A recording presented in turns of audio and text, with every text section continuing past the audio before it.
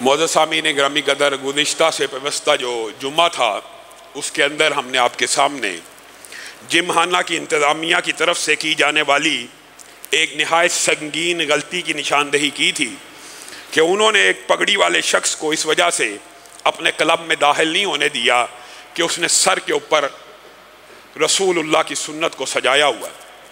اس ضمن میں ہم نے احتجاج کی اور یہ پلان کیا تھا کہ اپنے مدرسے کے سارے بچوں کو اور تقریباً 1000 افراد کو پگڑی پہنا کے ان کے کلب کے سامنے پرامن احتجاج کیا جائے گا اور پگڑی کی اہمیت کو اجاگر کیا جائے گا۔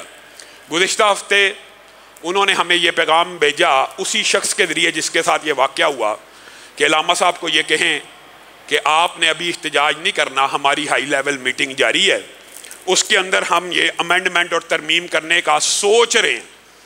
ہمارے خالد صاحب ہیں، انہوں نے اس کے بعد ان کے ساتھ مذاکرات کیے کہ آپ نے یہ سوچنا نہیں ہے، اس کے اوپر عمل کرنا ہے، ورنہ ہم احتجاج کا حق محفوظ رکھتے ہیں۔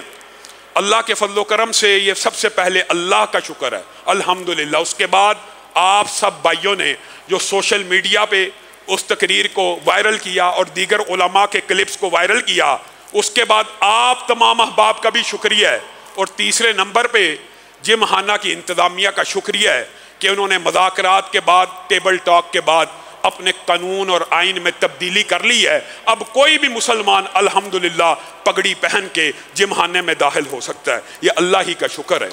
اور اس کے علاوہ انہوں نے معذرت بھی کی ہے، تو ہماری ان سے کیا دشمنی ہے؟ اب انہوں نے اگر اس بات سے رجوع کر لی ہے اور اچھے جسٹر کا مظاہرہ کیا ہے، ہم بھی کھلے دل سے ان کی معذرت کو اور اس ترمیم کو قبول کرتے ہیں، اور بریگیڈیئر صاحب کا شکریہ ادا کرتے ہیں کہ انہوں نے بڑے اچھے طریقے سے، احسن طریقے سے اس معاملے کو حل کر لیا۔ دوسری بات میرے بھائیو، آپ نے گزشتہ ہفتے خود دیکھا اپنی آنکھوں سے، یہاں پہ اگرچہ وہ معاملہ بھی حل ہو گیا، اللہ کا شکر ہے وہ بھی، لیکن آپ نے ایک چیز نوٹ کی ہوگی، شکارپور کے اندر ڈاکوؤں نے 2 علماء کو اغوا کیا اور گردن کے اندر زنجیریاں پہن کے جانوروں کی طرح انہیں گھسیٹا۔ کسی مین سٹریم میڈیا کے اوپر آپ نے ان تصویروں کو دیکھا ہو؟ میں اللہ معاف کرے کسی بچی کے اوپر یا بچے کے اوپر تنقید نہیں کرنا چاہتا، اللہ کی قسم جب کوئی بچہ یا بچی اغوا ہوتی ہے تو مذہبی طبقہ، مولوی آپ کے ساتھ مل کے روتے ہیں، لیکن جب کوئی مولوی اغوا ہوا مین سٹریم میڈیا گنگا بنا رہا، کسی ایک نے خبر نہ چلائی۔ وہ تو چند دینداروں نے پھر کمپین کی، سوشل میڈیا کے اوپر کمپین کی، احتجاج کیا، ہماری ناتواں آواز بھی اس میں شامل ہوئی۔ سومرو صاحب کا میں شکریہ ادا کرتا ہوں جنہوں نے لاڑکانہ کے اندر کلیدی کردار ادا کیا، اور ایس ایس پی تنویر نے بالآخر الحمدللہ ان علماء کو بھی پرسوں ڈاکوؤں کے پنجے سے آزاد کروا لیا گیا۔ میرے بھائیو، سوشل میڈیا آپ کی اور میری طاقت بن چکا ہے، آپ کی اور میری آواز بن چکا ہے۔ وہ خبریں جو مین سٹریم میڈیا نہیں چلاتا، میں اور آپ اس کا پوزیٹیو استعمال کر کے اپنی بات حکام بالا تک پہنچا سکتے ہیں، اور آج آپ نے اس کا استعمال کرتے ہوئے ایک اور بات بھی حکام بالا تک پہنچانی ہے۔ میرے بھائیو، کل رات ابھی جو گزری ہے، حکومت پاکستان نے غریب عوام کے اوپر ایک مرتبہ پھر پٹرول بم پھینک دیا۔ مجھے بتلائیے 10 دن کے اندر 60 روپے پٹرول کی قیمت بڑھا دی گئی ہے۔ یہ جی بڑے مشکل فیصلے ہیں، ہم بڑے مشکل فیصلے کر رہے ہیں۔ مشکل فیصلہ تب ہوتا جب ہم یہ فیصلہ سنتے کہ بیوروکریسی کی تنخواہوں میں کٹوتی ہو گئی ہے۔ مشکل فیصلہ تب ہوتا جب ہم سنتے سرکاری لوگوں کی پنشنوں میں 50% کمی ہو گئی ہے۔ مشکل فیصلہ اس کو کہتے ہیں کہ جس میں حکمرانوں کے، اداروں کے، افسروں کے علل تللوں میں جو خرچے ہیں ان کو کم کیا جائے۔ یہ کون سا مشکل فیصلہ کہ عوام کے لیے، عوام کی جیبوں میں ڈاکہ ڈالا جائے، عوام کی جیب کے اوپر برڈن ڈال دیا جائے، عوام کو مہنگائی کا تحفہ دیا جائے؟ یہ مشکل فیصلہ ہے؟ یہ تو کوئی بھی کر سکتا ہے۔ شہباز شریف صاحب اگر یہی فیصلے کرنے تھے تو میں ایمانداری سے یہ بات سمجھتا ہوں خان صاحب بہتر طریقے سے کر رہے تھے۔ آپ کو اچھا یہ بات بھی بڑی عجیب ہے، ہم 3.5 سال یہ رونا روتے رہے، سنتے رہے ہیں نا، ایمانداری سے بتائیے گا خان صاحب ہر کام کس کے اوپر ڈالتے تھے؟ پچھلی حکومت پہ۔ آپ کیا کر رہے ہیں؟ آپ بھی یہی ہمیں راگ سنانا شروع ہو گیا. یہ پچھلی حکومت فیصلے کر گئی تھی, یہ پچھلی حکومت 3.5 سال سن گئے ہیں, سن کے کان پک گئے ہیں. یہ بات پچھلوں نے کیا, آپ نے بھی آگے وہی راگ الاپنا شروع کر دیا, پچھلوں نے کیا. تو آپ حکومت میں بیٹھے کیا کر رہے ہیں آپ؟ اب یہ بھی دنیا کا سب سے بڑا جھوٹ ہے میرے بھائیوں, یہ جو کہتے ہیں, خان صاحب بھی کہتے تھے جی عوام ٹیکس نہیں دیتی. اللہ کی قسم یہ سب سے بڑا جھوٹ ہے. آپ ایک صابن کی ٹکیا خریدیں, ایک چوئنگم خریدیں, ایک بلیڈ خریدیں, یہ جھوٹ بولا جاتا ہے عوام کی آنکھوں میں, دھول جھونکی جاتی ہے. ایک ٹکیا بھی صابن کی خریدیں نا, کوئی غریب آدمی نے خریدنا کیا ہوتا ہے؟ گھی خریدنا, آئل خریدنا ہے, چاول خریدنے ہیں, چینی خریدنی ہے, آٹا خریدنا ہے. جو چیز کوئی بندہ خریدتا ہے 17% ٹیکس گورنمنٹ کاٹ لیتی ہے. کون سا بندہ ٹیکس نہیں دیتا؟ یہاں پہ جتنے بیٹھے ہیں, جو بندہ بھی کوئی چیز خریدتا ہے 17% ٹیکس عوام سے کاٹا جاتا ہے, حکومت کی جیب میں جاتا ہے. اور بعد میں یہ کہتے ہیں جی عوام ٹیکس نہیں دیتے.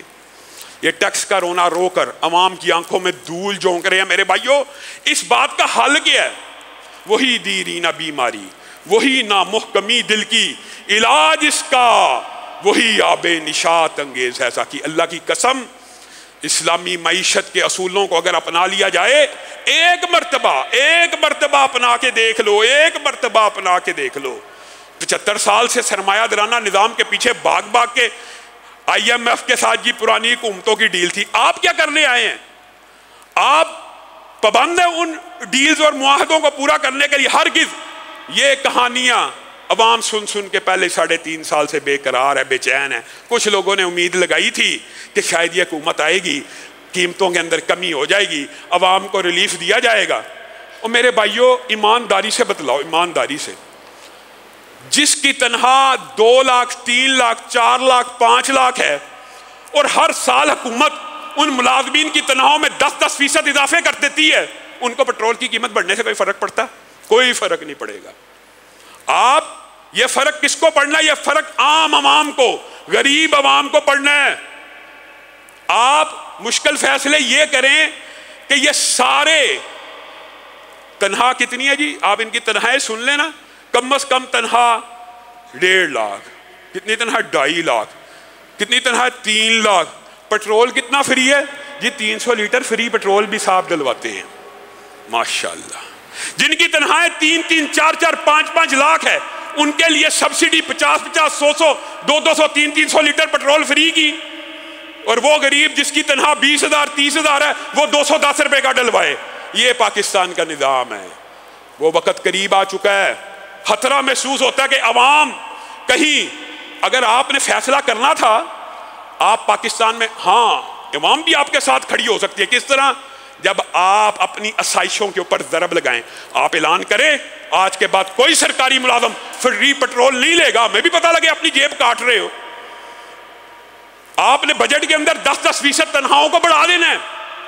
ان کو کیا فرق پڑنا ہے؟ ٹگے کا فرق نہیں پڑا. جس حساب سے قیمتیں بڑھی ہوتی ہیں اتنی ان کی تنخواہیں بڑھ جاتی ہیں, اتنی ان کی پینشنیں بڑھ جاتی ہیں. جب فرق کس کو پڑتا ہے؟ غریب عوام کو. جب تک آپ براہ راست غریب عوام کو ریلیف نہیں دیں گے, آپ پھر یہ جو جتنی لانتیں ملامتیں ہیں ان کا رخ آپ کی طرف ہوگا. آپ ہی 3.5 برس کہتے رہے کہ یہ ہر بات پچھلوں پہ ڈالتا ہے. آپ اگر خود ہر بات آپ پچھلوں پہ ڈالنا شروع کر دیں گے تو لوگ آپ کو, کیا عوام اتنی بے وقوف نہیں ہوتی؟ آپ اعلان کریں سب سے پہلے, یہ جتنے سرکاری ملازم سب کو جو فری پیٹرول دیا جاتا ہے, فری بجلی دی جاتی ہے, ہمیں بھی پتہ لگے ہمارے ساتھ پیٹ کاٹ رہے ہیں. وطن کی ترقی کے اندر اصولاً بات کچھ طلح ہے. اسلامی معیشت سے نابلد معاشی ماہرین, ان کو یہ نہیں پتا کہ حکومت کا کام عوام سے کمانا نہیں ہوتا.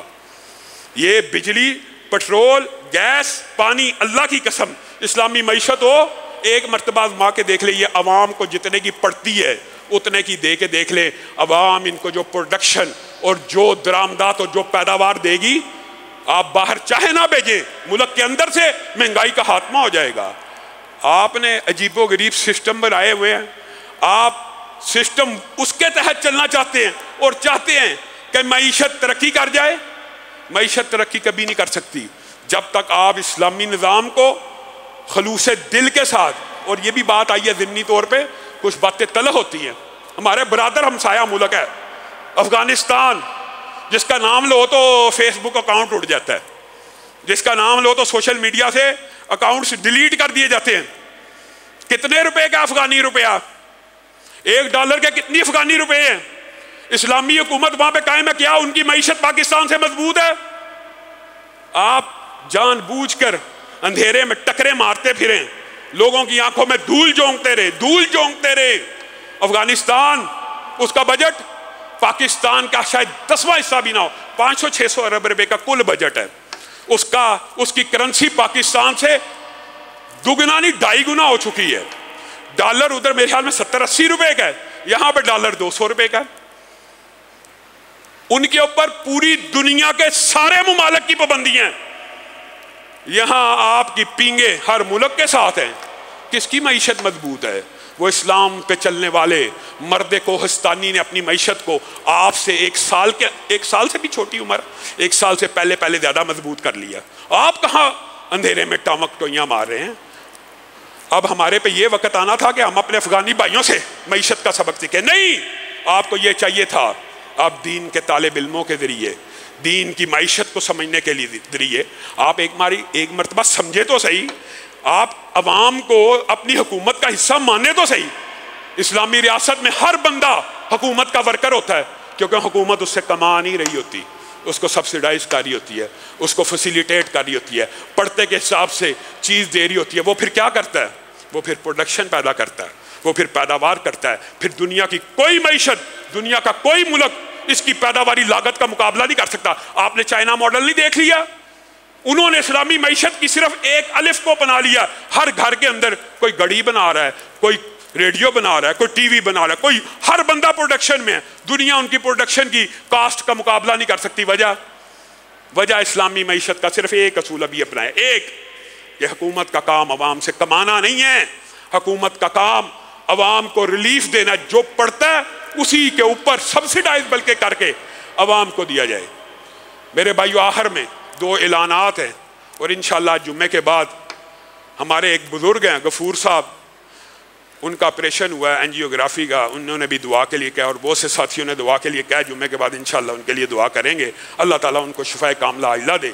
اور 2 اعلانات یہ ہیں کہ انشاءاللہ ایک تو یہ جو اتوار پیر منگل آ رہی ہے، یہ نہیں، اس سے اگلی اتوار پیر اور منگل کو اسی مرکز کے اندر حج تربیتی کیمپ، حج و عمرہ تربیتی کیمپ کا انعقاد کیا گیا ہے، جس میں تمام کے تمام مناسک، نیت، احرام سے لے کر ادائیگی کے فضائل، قربانی کے مسائل، حج کی اقسام وغیرہ تمام اس کے اوپر تفصیلی گفتگو ہوگی۔ اور یہ تربیتی کیمپ مغرب کے بعد شروع ہوا کرے گا، اور یہ 3 دن اتوار پیر اور منگل کو جاری رہے گا۔ سب ساتھی جو رجسٹریشن کروانا چاہتے ہیں کہ ہلکی پھلکی ان کی ضیافت طبع کا یہاں پہ انتظام بھی ہو جائے، رجسٹریشن کرائیں کہ اس حساب سے ہم انتظام کر سکیں۔